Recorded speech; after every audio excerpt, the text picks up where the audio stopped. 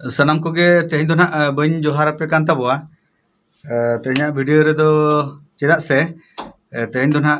ᱢᱤᱫᱴᱟᱝ ᱵᱞᱚᱜ ᱫᱚ ᱱᱟᱜ ᱵᱟᱝ ᱠᱟᱱᱟ ᱛᱚ ᱢᱤᱫᱴᱟᱝ ᱫᱩᱠ ᱠᱷᱚᱵᱚᱨ ᱟᱹᱜᱩ ᱠᱟᱛᱮᱧ ᱦᱮᱡ ᱟᱠᱟᱱᱟ ᱟᱨ ᱚᱱᱟ ᱫᱩᱠ ᱠᱷᱚᱵᱚᱨ ᱱᱟᱜ ᱪᱮᱫ ᱫᱩᱠ ᱠᱷᱚᱵᱚᱨ ᱠᱟᱱᱟ ᱱᱟᱜ ᱤᱧ ᱞᱟᱹᱭ ᱟᱯᱮ ᱛᱟᱵᱚᱣᱟ ᱚᱱᱟ ᱫᱩᱠ ᱠᱷᱚᱵᱚर ᱠᱷᱟᱹᱛᱤᱨ ᱜᱮ ᱱᱟᱜ ᱱᱚᱰᱮ ᱤᱧ ᱫᱚ ᱢᱤᱱᱟᱹᱧᱟ ᱱᱚᱣᱟ ᱜᱩᱨᱩ ᱢᱚᱭᱥᱟणी ᱨᱟᱢᱡᱤᱛ ᱚᱰᱤᱭᱳ ᱨᱮ सेटअप को ले बंद चाबा का आदम तो बाले कामी करना ना दुख खबर आंजम करते नोते रे नेल दाड़ा कना बन लगेन सार उनी हो अडी दागे दुड़ुब कनाय दुख खबर दो हुयु कना ना आबो ना जहां संताल फिल्म इंडस्ट्री रिनी माने अडी नपाय माने चे लिया माने जहां सेरें आंजम लेखान हरमो रेना मायाम हो एकदम रिम रिम गदोआ सिर सिर रे बजा उनिया सेरें रेना राहा ताय उनिया माने ना उनी तेहें आबो तलारे बानुया माने ना सामबिंधानी सार्तिकिन तेहें आबो तलारे बानु किना माने तेहें 29 तारीख माने नितो सिंगर ठीक इन छोटा 40-45 को सेन है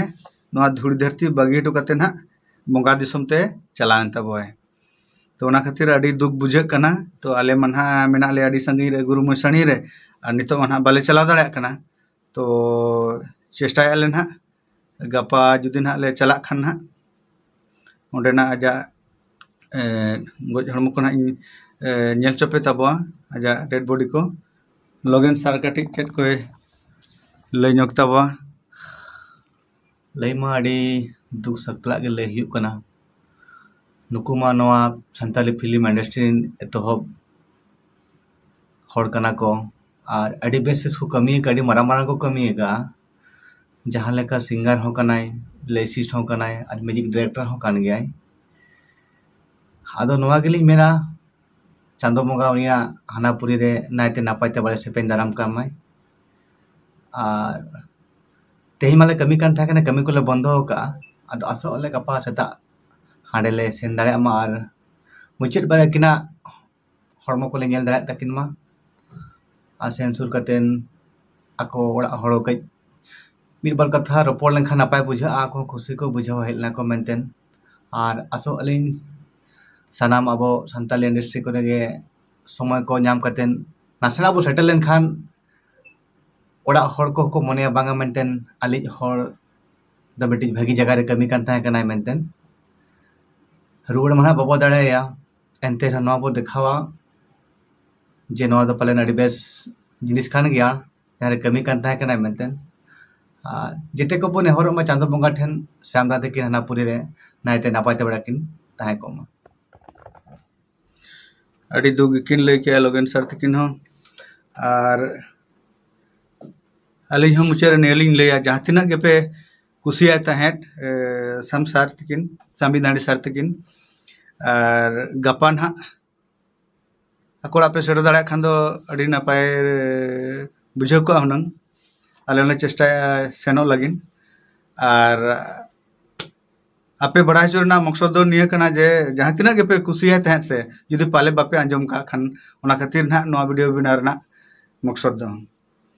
अदो जस्ती ना तेहन दो बाय मेमेन सना कना जस्ती दो अदो नवा वीडियो दो ना नोडे गिन मुचे दिया और मुचे रे माने ना मेमेन सनी कना जे नुई दो प्रथम जखने रुएना प्रथम दो ना उदड़ हॉस्पिटल रे को भर्ती ले दिया तापरे ओंडे खना बरपदा को रेफर के दिया बरपदा खना होला ना टेस्ट हुई लेन ना एमआरआई और सिटी स्कैन हुई लेना तो ओना ना रिपोर्ट हो होला आयुब खबर हता हुई लेना बांग नाम कना तापरे तेहेन रिपोर्ट नाम बड़ा कते आदो आले कोड़ाकार ग्रुप रिन कोड़ा को ले तहे जे मेटर दो ना कटी खराब धारा गया ओना खातिर आदो तेहेन उनंग कटक रेफार ना ताहे कना आदो ओना खातिर नितो को जारा बड़ा कान ताहे तापरे नितो आदो चेन बाको चिके दाड़े जारा कते रहो और नितो छोटा 40-45 को सने बगियत बना ठीक है जहां तिना गे आज पे कुसिया तो देला अकोड़ा ते कडी बन सेटर नगोआ खाली निना लिंग मेना जेबन सामदा तकिन सरकपुरी रे नापाय रिकिन ताहेन मा चांदो बंगाय आताम दाराम किन मा एकरा ती जगह जेमन नाय नपाय ते ताहे को मा।